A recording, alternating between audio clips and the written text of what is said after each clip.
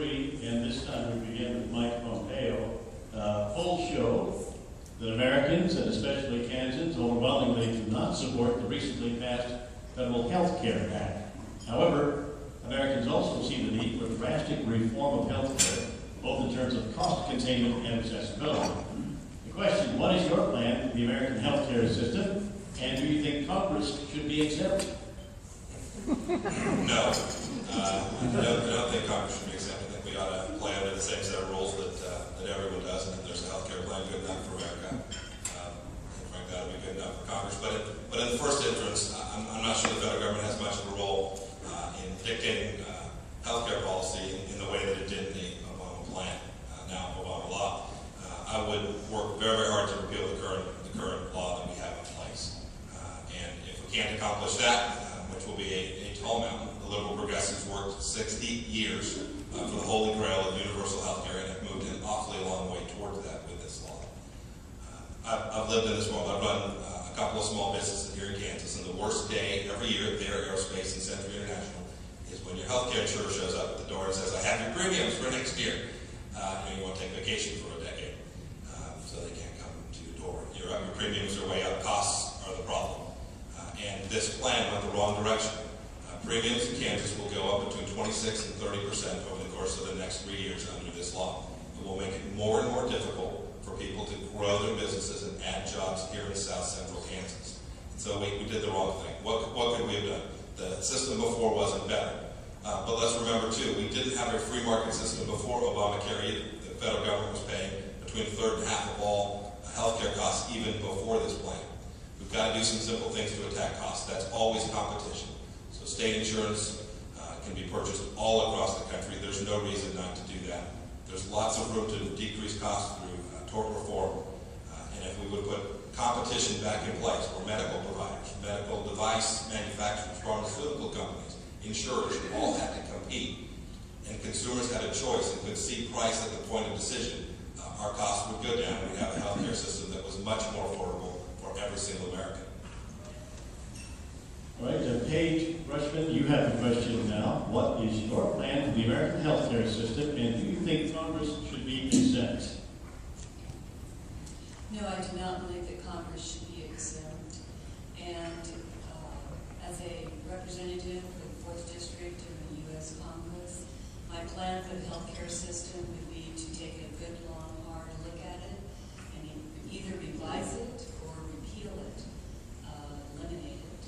I believe that it is, whenever the vote was taken, the Gallup poll showed that there were 49% of the American adults were against it, 40% were for it, and there were 11% that had no opinion. That is too close of an opinion poll. The magnitude of people against it are too close for Congress to have passed it. I do not believe that it should have been passed. I believe that we're going to see ramifications from the passage of that bill, and that a lot of our businesses have already had to do a write-down of the impacts from that bill on them, and that is being passed directly as taxable income to the employees. So while the businesses are providing their employees with a greater amount of money for the health care, it is considered, that will be considered as taxable income that the employees are going to have to pay the taxes on. So I am very disappointed in Congress in passing that, and just not for it at all. Thank you. All right, Dean Schodorf, you get the question now. Your plan for the American healthcare system, and do you think Congress should be exempt? Congress should not be exempt.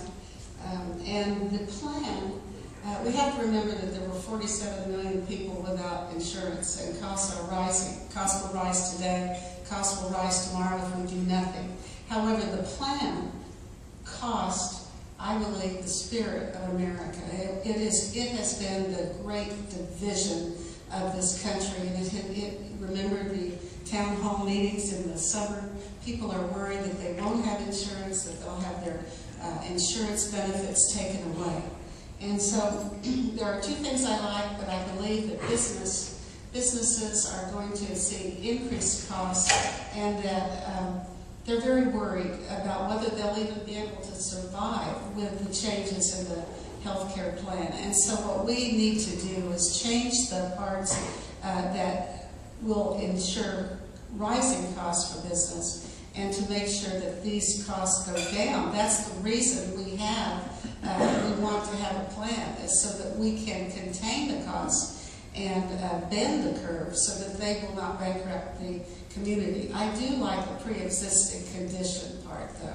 We all have pre-existing conditions, many of us, and we will be able to get insurance if we change jobs because of the pre-existing insurance. And young people can be in the pool, can be insured by their parent, on their parents' policies by after they graduate from college. But there's a lot of work that needs to be done with this to make sure that we cut the costs, bend the curve, instead of having escalating costs continue. All right, thank you, Jean. Jim Anderson, again, the question: what is your plan for the American healthcare system, and do you think Congress should be exempt? I don't think Congress should be exempt, and we need to repeal it as quickly as possible. It's not the government's job to provide health care for the individual. I frankly don't think it's the corporation's job to provide the health care either. It's the individual's job to provide health care. There's a lot of things we can do, if you will, to reform the system. Number one is tort reform, so that doctors don't have to practice defensive medicine. Let us go across state lines instead of forcing us to buy our insurance in Kansas. Make the plans affordable. Let the free market drive the product. It'll be a better product at an affordable price. As far as existing conditions go, you might have a policy that'll be a little bit more money for the existing condition.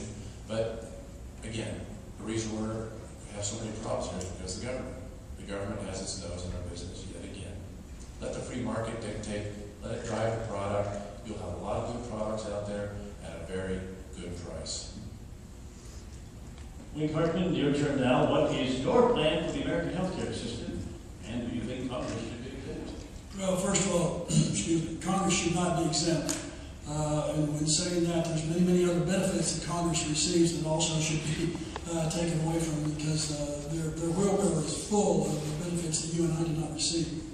Let it be said that the first thing Congress should do in 2011 is repeal the health care bill of Obama and Pelosi totally. Not revamp it, not tweak it, to totally repeal it. It is often said, but true, we need tort reform. The defensive medicine the doctors are practicing is horrendous. We need portability, and we need accessibility. That said, free competition, free enterprise has served this country well for several hundred years, and it will serve us well when it comes to health care. Canada has done what I consider socialized medicine, which is no more than what the Obama health care really boils down to. In Canada, you are assigned to a zone or a district, and it has failed miserably. You will wait weeks and weeks and weeks for a very minor procedure. You might even wait 1 or 2 weeks for a broken arm.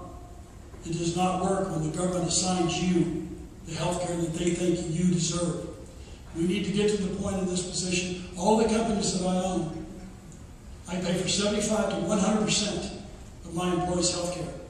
And what is going to happen in the present system is they are going to be taxed.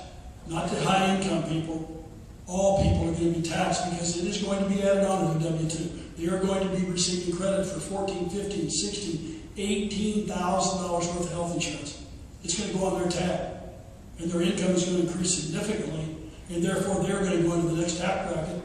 And small businesses are going to be hurt, and millions of jobs over the short term and the near term will be lost in our country.